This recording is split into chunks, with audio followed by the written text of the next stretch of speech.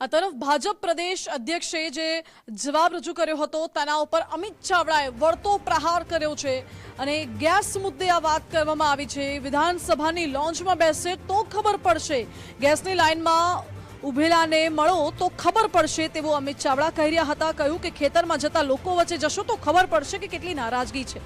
આ તમામ મુદ્દે ભાજપ સરકાર નિષ્ફળ છે તેવો દાવો અમિત ચાવડાએ કર્યો અને આગળ કહ્યું કે તમે તમારી પાર્ટીની ચિંતા કરો, કોંગ્રેસની નહીં।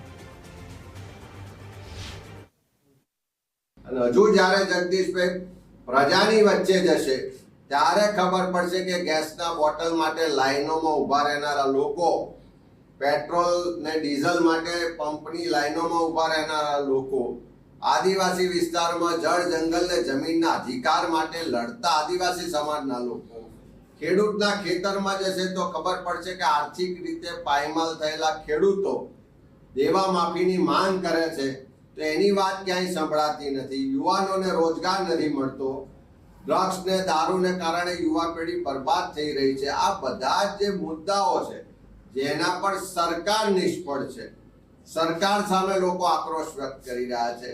એ આક્રોશનો સામનો આવનારા સમયમાં જ્યારે પ્રજા વચ્ચે જશે ત્યારે અમને પ્રત્યક્ષ અનુભવ થશે। એટલે તમે તમારી પાર્ટીની ચિંતા કરો, કોંગ્રેસની ચિંતા કરવાની જરૂર નથી।